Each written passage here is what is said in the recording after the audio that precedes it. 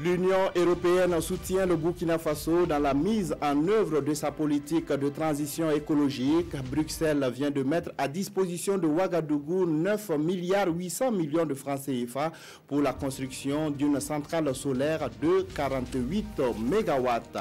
Dans la salle obscure du Ciné Burkina, hier à 18h, les cinéphiles ont découvert le film d'errance de Apolline Traoré. Le long métrage en compétition pour l'étalon d'or de Yenega est une immersion dans la crise post-électorale en Côte d'Ivoire. Et puis au Nigeria, Muhammadu Buhari a été déclaré vainqueur de la présidentielle de samedi dernier avec 56% des suffrages. À 76 ans, le président réélu pour un nouveau bail de 4 ans compte s'attaquer prioritairement au terrorisme, à la corruption, tout en diversifiant l'économie de son pays basée sur le pétrole. Ce sont les titres du 13h de ce mercredi 27 février. Bonjour à tous et merci de nous suivre. 9,8 milliards de francs CFA pour soutenir le Burkina dans la réalisation du projet Yelen. Ces fonds débloqués par l'Union européenne contribueront à produire de l'énergie verte à travers la construction d'une centrale solaire de 43 MW. La signature de la convention entre les deux partenaires est intervenue hier. Des précisions avec Ismaël Diloma Sirima. Ces signatures valent 9 milliards 800 millions de francs CFA. Cette somme est destinée à soutenir le gouvernement dans son projet Yelen, un projet de production d'énergie solaire qui vise l'amélioration de la qualité de vie au Burkina. Le coût de l'électricité produite par des sources renouvelables va baisser de manière drastique. Et donc ceci va rendre l'industrie burkinabé, l'activité économique et la vie des Burkinabés beaucoup plus forte et meilleure. Avec cette somme de 9 milliards 800 millions de francs CFA, une centrale solaire de 43 MW avec une capacité de stockage devrait voir le jour. Nous allons avoir la possibilité de stocker 110 MWh avec donc ce projet Yelen. Ça vous dit que les paradigmes vont changer. Et quand nous aurons la combinaison solaire plus batterie, dont les kilowattheures va être moins cher que le DDO ou l'importation, alors je pense que c'est le développement soutenu du Burkina Faso. Ce développement se fera avec les localités rurales où le gouvernement envisage de mettre sur pied 100 mini-centrales solaires dans le cadre du projet Yelen. L'Arabie saoudite, de son côté, s'engage à accompagner l'autonomisation de la femme burkinabé. Le royaume a accordé plus de 110 millions de francs CFA au ministère en charge de la promotion de la femme. Le point de la cérémonie de signature de convention avec Moussa Ouedraogo et Tanga Kafando. C'est une signature qui vaut bien le sourire de la ministre en charge de la femme et de la solidarité nationale.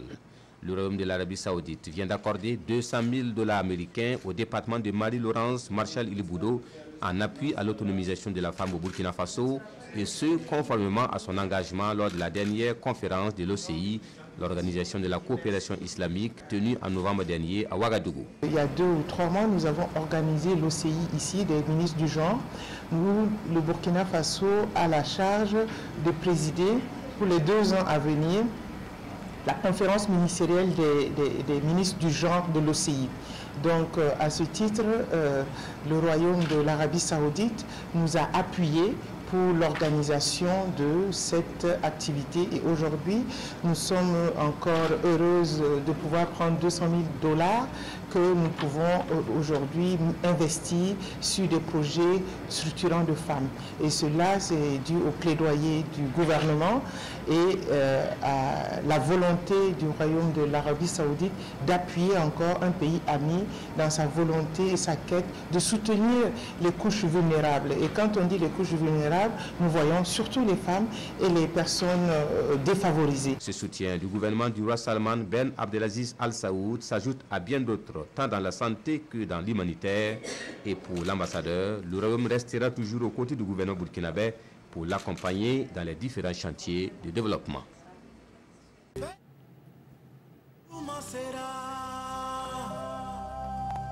Cinéma africain, tout les 2 ans, ça se passe au Burkina. Et nous commençons cette page FESPACO au Ciné Burkina. Hier à 18h, le film d'errance de la réalisatrice burkinabé Apolline Traoré a été projeté en compétition dans la catégorie long métrage. Le film relate l'histoire d'un homme durement éprouvé par la crise post-électorale en Côte d'Ivoire. Il pose également la problématique de la transmission des noms dans nos sociétés. Le film a été projeté donc en présence de nombreux cinéphiles et de l'épouse du président du Faso. Le point avec Gérard Sommet et Ini Janine Kambiré. À l'entrée du ciné Burkina, des cinéphiles sur une file d'environ 300 mètres. Tous attendent impatiemment l'ouverture des portes. 18h30, les cinéphiles prennent place. Même les allées sont occupées. La salle est comble. L'épouse du président du Faso, Sika Kaboré, d'éminentes personnalités. Bref, personne ne voulait se faire compter le film d'errance de la réalisatrice burkinabé Apolline Traoré. Vraiment 2 thématiques dont j'ai parlé, les conséquences d'une guerre qui peuvent être dévastatrices, quel que soit où nous sommes dans le continent, à Haïti ou en Côte d'Ivoire ou au Burkina Faso. Psychologiquement, qu'est-ce qu'une guerre peut faire à un être humain, ça c'est un. Et deuxièmement, c'est quoi la transmission du nom? Ce père veut transmettre un nom à son fils parce qu'il veut, il veut que ça continue, mais est-ce que le nom est plus important que la valeur ou l'éducation qu'il peut donner à cette fille? La scène commence à Haïti le 22 avril 1994 et s'achève en Côte d'Ivoire. Suite au massacre de ses parents par les soldats d'un régime dictatorial, Francis D'Errance s'installe à Abidjan avec sa femme et sa fille et attend ardemment la naissance d'un héritier. Je vis dans un pays où il y a beaucoup de problèmes, où les gens partent pour essayer d'aller chercher une vie meilleure. Et malheureusement, si on doit faire ce film aujourd'hui, il sera encore valable. Donc ça me touche énormément le fait que Apolline ait pu penser à mon peuple, à mon pays. La petite Naomi, 12 ans, fait ses premiers pas dans le cinéma. Et pour un coup d'essai, ce fut un coup de maître. J'étais très fière de faire ce film parce que c'était ma première fois. Et tourner avec de très grands acteurs était vraiment fantastique. Ils m'ont soutenu tout le temps. Et déjà, son expérience inspire. Ça me rend heureux parce qu'elle a très bien joué le rôle et elle n'a pas fait de faute dedans. Et c'était génial. À la sortie, nous avons rencontré des cinéphiles émus qui donnent déjà leur pronostic sur les talents de Yenenga. Et vraiment, c'est un très bon film. Trop de suspense, ça dit, c'est waouh. On est heureux parce qu'on vient de la Côte d'Ivoire, on a reconnu notre pays qui nous manque un peu. Donc je dirais que c'est un bon film. On a suivi l'histoire jusqu'à la fin, on était vraiment content de voir ce film. On a vu aussi le lien entre le père et la fille qui existait déjà, mais la fille vraiment qui a joué un rôle formidable. Selon la réalisatrice Apolline Traoré, D'Errance, ce long métrage de 1h36 minutes qui traite de conflits post-électoraux se veut une interpellation aux gouvernants des différents pays sur la gestion du pouvoir politique qui devrait mettre en avant l'intérêt général du peuple. Rencontre hier à Ouagadougou entre les membres de l'Union nationale des femmes professionnelles de l'image du Burkina et les femmes cinéastes du continent africain présentes à Ouagadougou dans le cadre de la 26e édition du FESPACO. Les échanges ont porté sur les préoccupations des femmes du 7e art africain. La rencontre s'est déroulée en présence de la ministre burkinabé en charge de la promotion de la femme. Des précisions avec Kadi Sanogo. L'Union nationale des femmes professionnelles de l'image du Burkina, INAFIB, a marqué d'une pierre blanche sa participation au cinquantenaire du FESPACO. Elle a initié une rencontre d'échange et de partage d'expériences avec les femmes africaines du 7e art présentes à cette 26e édition du FESPACO. Une opportunité pour approfondir les réflexions autour des préoccupations spécifiques aux femmes cinéastes. Lorsqu'il y a le FESPACO, c'est une occasion pour avoir tout le monde, presque de tous les côtés. Les femmes viennent de tous les pays et c'était une occasion pour nous vraiment de nous retrouver. Ça va nous permettre aussi, nous, association nationale, de nous redynamiser notre association et voir comment on peut effectivement, avec les autres concerts là, faire un réseautage pour que l'association vraiment puisse, l'union nationale et l'union panafricaine des femmes de l'image puisse vraiment redémarrer. Cette initiative de l'UNAFIB a été bien appréciée aussi bien par la marraine que par les femmes. C'est avec notre prof chef, je veux dire l'union d'ici, des femmes, et qui ont voulu associer toutes les femmes pour nous se donner des idées, du courage, vraiment des informations très utiles. C'est une très bonne chose. Et j'espère que ça va nous porter aussi chance. C'est une très belle initiative. Vous savez qu'aujourd'hui, la grosse difficulté des femmes, c'est de se réunir ensemble, de penser ensemble et d'harmoniser les vues pour le combat du développement pour la femme. Donc aujourd'hui, pouvoir réunir les femmes du Burkina Faso et d'autres femmes ailleurs pour réfléchir et se donner des conseils et surtout harmoniser notre plan de lutte pour l'égalité homme-femme, c'est une très belle chose. Les échanges entre les professionnelles africaines ont permis de mettre sur le tapis les difficultés qu'elles rencontrent dans l'exercice de leur métier. Elles ont noué des partenariats pour un véritable rayonnement du cinéma africain. Et en attendant le palmarès officiel du FESPACO 2019, l'OCI, l'organisation de la conférence islamique, a décerné hier un prix spécial pour la paix et le vivre ensemble. Ce prix d'une valeur de 5 millions de francs CFA a été remporté par le réalisateur burkinabé Barthélémy Bazié. Alors son film documentaire La Terre qui m'a vu naître a séduit l'OCI. La cérémonie donc de remise avec Kwale Nebié et Chantal Ouedraogo. C'est déjà la moisson chez Barthélémy Bazié avec son film documentaire La Terre qui m'a vu naître. Il reçoit le prix spécial de l'organisation de la conférence islamique pour la paix et le vivre ensemble. Sur un total de 10 films sélectionnés, l'œuvre du Burkinabé a séduit le jury formé de 5 nationalités désignées par l'organisation.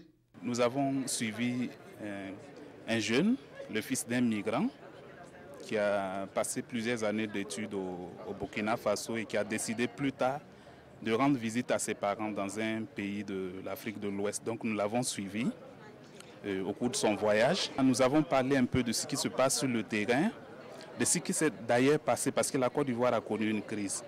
Est-ce qu'aujourd'hui, ils vivent la même ambiance qu'auparavant? Non, ils ne vivent pas la même ambiance. Donc du coup, à la fin du film, nous nous sommes dit, mais est-ce que ce n'était pas possible de faire quelque chose au Burkina pour développer le Burkina que d'aller ailleurs? Avec ce prix, l'OCI entend encourager et renforcer le développement à travers une paix mondiale. Le meilleur moyen de communiquer, c'est par la culture, les arts et notamment le cinéma. L'habitude d'organiser le plus grand festival en Afrique, c'est tout à fait normal qu'on ait un regard sur le FESPACO. C'était une fierté pour nous d'être là. Une résolution a été prise, un jury a été constitué et un film qui répond à nos principes, à nos idéaux de développement, de paix, de vivre ensemble. Une première participation réussie selon l'OCI qui entend pérenniser ce partenariat.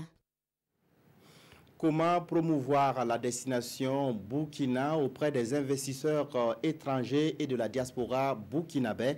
Les techniques et les stratégies y relatives sont enseignées aux conseillers économiques en service dans les représentations diplomatiques du Burkina.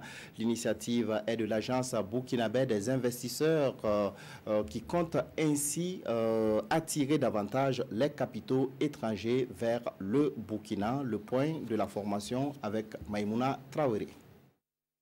Ces conseillers économiques et commerciaux sont venus des représentations diplomatiques du Burkina Faso pour mieux s'informer sur les opportunités d'investissement du Burkina à l'étranger. Cette formation devrait leur permettre d'acquérir les outils nécessaires pour mieux faire la promotion de la destination Burkina Faso et accroître les investissements directs étrangers et de la diaspora.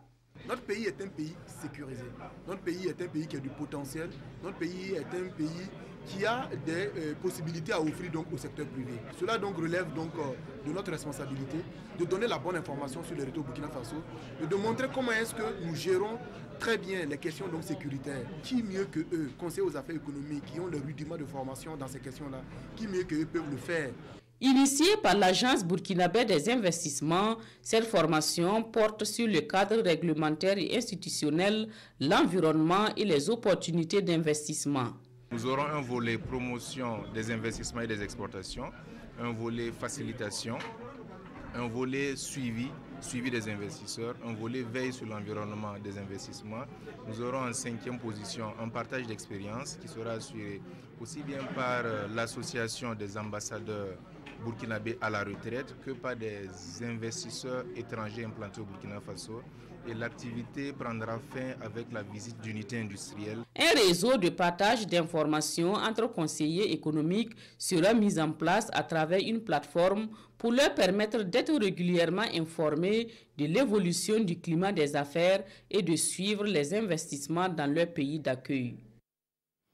Face à la presse, le 12 février dernier, le ministère en charge de l'Éducation nationale a dépeint une situation calamiteuse dans la gestion des cantines scolaires. Sur le terrain, la dotation du ministère couvre à peine 3 mois, d'où l'idée de cantine endogène pour pallier la situation. Mais qu'est-ce qu'une cantine endogène? L'idée fait-elle l'unanimité au sein des acteurs? La réponse dans ce dossier signé Issa Kafando et Draman Dadia. Pour seulement 3 mois de cantine scolaire, la facture s'élève à environ 30 milliards de francs CFA. Il en faudra au moins une centaine de milliards de nos francs si l'on veut offrir à chaque élève burkinabé un repas par jour durant toute l'année scolaire, selon les statistiques du département en charge de l'éducation. D'où ce clin d'œil fait aux parents d'élèves pour la cantine endogène. Et cette cantine endogène consiste à quoi? C'est les parents, à la fin de la saison, qui collectent, chacun amène ce qu'il a pu avoir, du riz, du haricot, du mil, du petit mil, ce que vous avez, et on rassemble à l'école et on prépare pour les enfants. L'initiative est bonne, foi de certains acteurs, car le Burkina a déjà fait l'expérience de la cantine endogène. Mais les choses ont changé, nous dit ce parent d'élève. Depuis que l'État a dit que l'école est gratuite, les gens même ne veulent même pas payer la PE, les 2000 francs. Donc si on va dire à chaque ménage d'amener un plat d'haricots, les gens trouvent que vraiment c'est du trop encore. Si on leur parle ouvertement, ils pourront s'organiser. Les parents faisaient la cantine endogène en faisant un champ que les parents et les élèves exploitaient, mais également au début de l'année, les parents faisaient ce qu'on appelait une coopérative alimentaire. Chacun amène un bol de mil, du haricot, du gombo, etc. Et ça contribue à alimenter. La réflexion sur la promotion de la cantine endogène est déjà lancée, en attendant une large concertation avec les différents acteurs pour de nouvelles stratégies en vue de la pérennisation des cantines scolaires au Burkina. Et pour une meilleure gestion des cantines scolaires, le ministère de l'Éducation nationale, de l'alphabétisation et de la promotion des langues nationales et l'ambassade du Japon viennent de lancer un concours. Il permettra de récompenser les communes ayant les meilleures cantines scolaires. 316 communes de 41 provinces sont en lice. Les 20 premières communes seront primées au cours d'une cérémonie prévu le 5 mars prochain. Des précisions avec Roger Kam et Estelle Judith Assokba. Le gouvernement burkinabé a instauré les cantines du primaire dans le but d'améliorer les performances scolaires. Depuis 2017, la gestion des vivres des cantines scolaires a été transférée aux collectivités territoriales.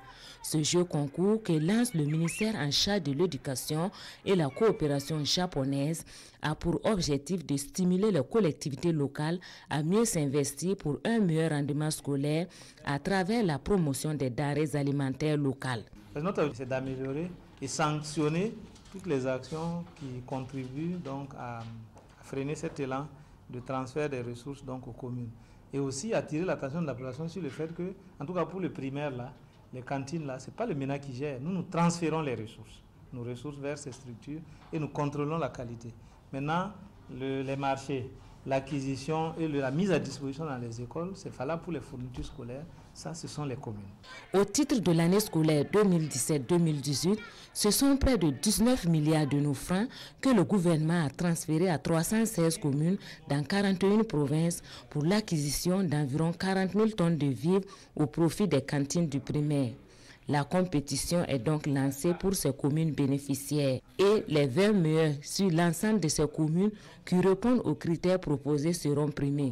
Est-ce que les denrées ont été stockées dans un magasin de transit avant l'expertise? Ensuite, on essaie de voir donc est-ce que le magasin de transit même répondait aux normes. Pour ce premier essai, dans la gestion des vivres des cantines par ces collectivités, des manquements ont été constatés dans certaines communes. Et pour le ministre en charge de l'éducation, des audits sont faits et les contrevenants seront sanctionnés. Au Nigeria, Muhammadu Buhari a remporté l'élection présidentielle avec 56% des voix. L'annonce a été faite par la commission électorale dans la nuit de mardi à mercredi. Le général à la retraite reste donc à la tête du Nigeria pour un deuxième mandat de 4 ans. Muhammadu Buhari a été réélu président du Nigeria, première puissance économique d'Afrique. Un second mandat de 4 ans se profile donc pour celui qui se présente comme le grand pourfendeur de la corruption et celui qui vaincra Boko Haram. 2 promesses de son premier mandat pas encore réalisées. Quelques centaines de personnes s'étaient rassemblées dans le quartier général du parti au pouvoir, le congrès des progressistes à Abuja, pour sabrer le champagne au son de l'afropop. Toutefois, vu l'heure tardive de l'annonce, il y avait peu de ferveur aux célébrations populaires dans le pays. Même à Kano, l'un de ses fiefs où ses partisans étaient sortis en masse en 2015 pour célébrer sa première victoire. Le taux de participation à cette élection était faible, 40% des électeurs se sont déplacés, sachant que Buhari a récolté environ 56% des suffrages. Cependant, l'opposition crie à la tricherie et à la manipulation. Le président américain Donald Trump et le dirigeant nord-coréen Kim Jong-un sont réunis à Hanoï, la capitale vietnamienne, pour leur deuxième sommet. L'épineuse question de la dénucléarisation de la péninsule coréenne sera abordée lors du tête-à-tête prévu jeudi entre les deux hommes.